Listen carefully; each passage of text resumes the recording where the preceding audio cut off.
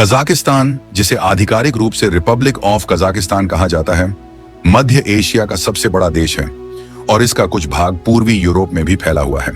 क्षेत्रफल की बात करें तो यह देश 27 लाख वर्ग किलोमीटर में फैला है, जो इसे दुनिया का सबसे बड़ा भूमिबद्ध लैंडलॉक्ड देश बनाता है। इसकी सीमाएं उत्तर में रूस, पूर्व में चीन, दक्षिण में किर्गिस्तान, उज्बेकिस्तान और तुर्कमेनिस्तान तथा पश्चिम में कैस्पियन सागर से लगती हैं। इसकी राजधानी अस्ताना है, जिसे 2019 में कुछ समय के लिए नूर सुल्तान नाम दिया गया था, लेकिन 2022 में इसका नाम पुनः अस्ताना कर दिया गया। कजाकिस्तान की विशेषता है इसकी भौगोलिक स्थिति और सांस्कृतिक विविधता। यहाँ पर आपको विशाल स्टेपी घास के मैदान, रेगिस्तानी क्षेत्र, ऊंचे पर्वत और घने वन एक साथ देखने को मिलते हैं। देश का सबसे ऊंचा बिंदु खान तांगिरी शिंगी है, जो 6,995 मीटर की ऊंचाई पर स्थित है, जबकि सबसे निचला बिंदु बदीना कुंडा है, जो समुद्र तल से 132 मीटर नीचे है। यहाँ की जलवायु शुष्क महाद्वीपीय है, जिसका अर्थ है कि सर्दियों में तापमान अक्सर -20 डिग्री सेल्सियस से भी नीचे चला जाता है। कजाकिस्तान की जनसंख्या लगभग 2 करोड़ है, जिसमें 62.7% लोग शहरी क्षेत्रों में और 37.3% लोग ग्रामीण इलाकों में रहते हैं। देश की आबादी में अनेक जातीय समूह सम्मिलित हैं। यहाँ की संस्कृति और जीवन शैली इस्लामिक और यूरोपीय तत्वों का अद्भुत मिश्रण है। इसकी परंपराएं तुर्कीय और मंगोलियाई खानाबदोश जनजातियों से प्रभावित हैं, जो सदियों से इस क्षेत्र में विचरण करती रही हैं। अब आइए इसकी कुछ अनोखी परंपराओं पर नजर डालते हैं। यूट पारंपरिक घर। कजाक लोगों का पारंपरिक आवास यूट कहलाता है, जो एक प्रकार का चलायमान तंबू होता है।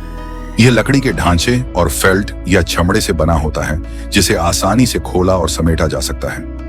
यूट का डिजाइन खानाबदोश जीवन शैली के लिए अत्यंत उपयुक्त है, क्योंकि इसे कुछ ही घंटों में स्थापित या हटाया जा सकता है। यूट का नाम कजाक भाषा के उस शब्द से आया है, जिसका अर्थ है समुदाय या परिवार। यूट केवल एक निवास स्थान नहीं, बल्कि कजाक संस्कृति का प्रतीक भी है। इसकी सजावट में रंग बिरंगे कालीन, कढ़ाईदार कपड़े और पारंपरिक साज सज्जा शामिल होती है। बरकुच्ची ईगल शिकार परंपरा।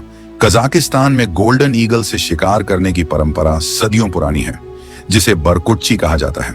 इस परंपरा में प्रशिक्षित गोल्डन ईगल्स का उपयोग लोमड़ी, खरगोश जैसे शिकार के लिए किया जाता है। यह परंपरा न केवल शिकार का तरीका है, बल्कि यह प्रकृति से गहरे संबंध और ईगल व शिकारी के आपसी विश्वास को भी दर्शाती है। इस संबंध को बनाने और मजबूत करने में वर्षों लगते हैं। हर साल गोल्डन ईगल फेस्टिवल आयोजित होता है, जिसमें शिकारी अपनी कला का प्रदर्शन करते हैं। कजाक व्यंजन। कजाकिस्तान का खान पान उसकी खानाबदोश संस्कृति से जुड़ा है। यहाँ के व्यंजन मुख्यतः घोड़े और भेड़ के मांस पर आधारित होते हैं। इसका राष्ट्रीय व्यंजन बेशबरमाक है, जिसमें उबला हुआ मांस अक्सर घोड़े या भेड़ का पास्ता जैसी रोटियों के साथ परोसा जाता है। एक और खास परंपरा है कुमिस, जो घोड़ी का दूध होता है। इसे पवित्र और औषधीय गुणों से भरपूर माना जाता है। यह न केवल पोषण से भरपूर है, बल्कि पारंपरिक चिकित्सा में भी प्रयोग होता है। नौरोज नववर्ष उत्सव। कजाकिस्तान में नौरोज नववर्ष बहुत धूमधाम से मनाया जाता है। यह उत्सव 21 से 23 मार्च के बीच मनाया जाता है और वसंत के आगमन का प्रतीक होता है। यह तुर्कीय संस्कृति का अभिन्न हिस्सा है। इस अवसर पर लोग पारंपरिक कपड़े पहनते हैं, नाचते गाते हैं, सामूहिक भोज करते हैं और मिलजुल कर त्योहार की खुशियां मनाते हैं। नौरोज एकता, आशा और नई शुरुआत का प्रतीक है। इसके अतिरिक्त कजाकिस्तान में शादी, जन्म और अन्य सामाजिक अवसरों से जुड़ी कई विशेष परंपराएं हैं। उदाहरण के लिए शादी में कुदा तूसू नाम की एक रस्म होती है, जिसमें वर का परिवार वधू के परिवार को उपहार देता है।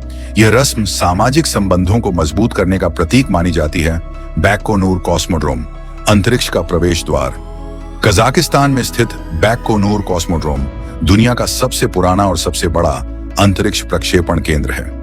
इसकी स्थापना 1955 में हुई थी और यह सोवियत अंतरिक्ष कार्यक्रम का प्रमुख केंद्र रहा है।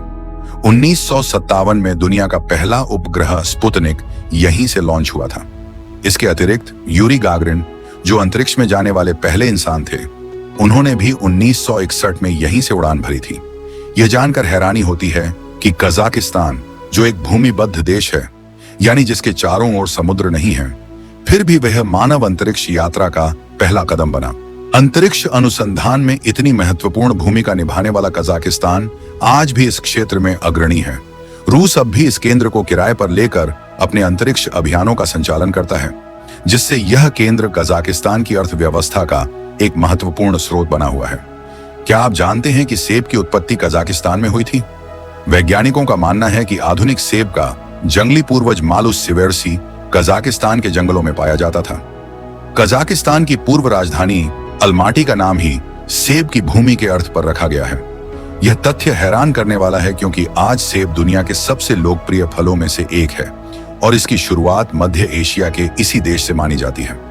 कजाक व्यंजनों में घोड़े का मांस अत्यंत महत्वपूर्ण है, जिसे सुनकर कई लोग चकित रह जाते हैं। इतना ही नहीं, 2012 में कजाक एथलीटों ने अंतर्राष्ट्रीय ओलंपिक समिति से लंदन ओलंपिक में घोड़े का मांस उपलब्ध कराने की मांग भी की थी। घोड़े का मांस कजाक संस्कृति में पवित्र और सम्मानित माना जाता है और इसे त्योहारों तथा विशेष अवसरों पर परोसा जाता है।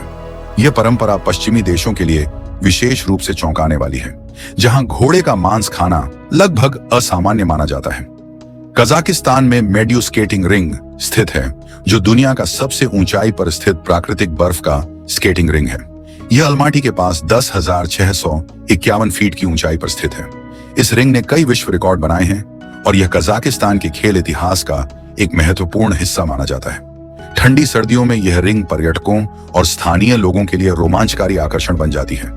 यह जानकर आपको आश्चर्य हो सकता है कि कजाकिस्तान, जो दुनिया का सबसे बड़ा भूमिबद्ध लैंडलॉक्ड देश है, अपनी एक नौसेना भी रखता है।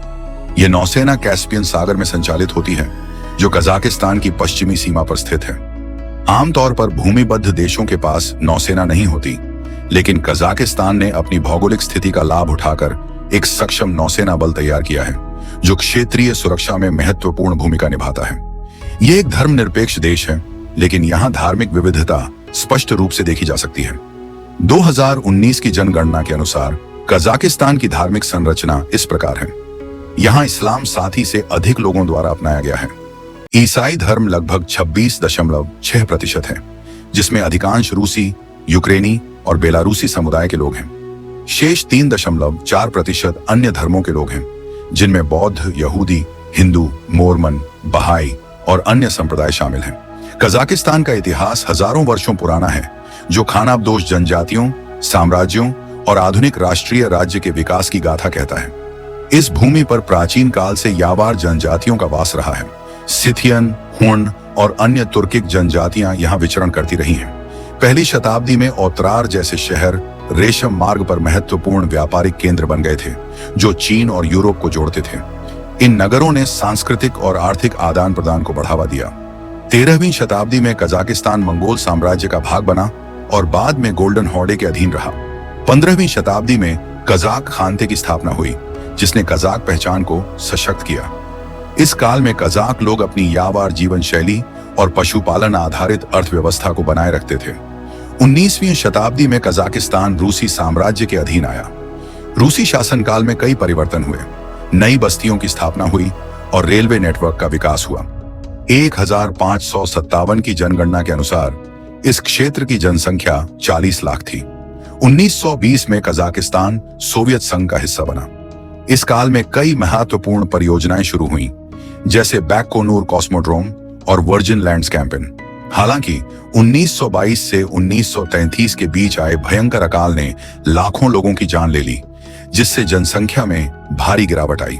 1991 में जब सोवियत संघ का विघटन हुआ, तब कजाकिस्तान ने स्वतंत्रता की घोषणा की। स्वतंत्रता प्राप्त करने के बाद नूर सुल्तान नजरबायेव देश के पहले राष्ट्रपति बने और 2019 तक शासन किया। आज का कजाकिस्तान एक आधुनिक धर्मनिरपेक्ष राष्ट्र है, जो तेल और गैस के प्राकृतिक संसाधनों के लिए भी प्रसिद्ध है। देश की राजधानी है अस्ताना, जिसे 1998 में अलमाटी से स्थानांतरित किया गया था। इसका नाम 1919 में बदलकर नूर सुल्तान रखा गया था, पूर्व राष्ट्रपति के सम्मान में, लेकिन 2022 में इसे फिर से अस्ताना कर दिया गया। यह शहर आधुनिक वास्तुकला के लिए प्रसिद्ध है। यहाँ की प्रमुख इमारतों में बायतेरेक टावर, खान शातिर मनोरंजन केंद्र और पैलेस ऑफ पीस प्रमुख हैं। बायतेरेक टावर, जो 97 मीटर ऊंचा है, 1997 में स्वतंत्रता के प्रतीक के रूप में निर्मित किया गया था।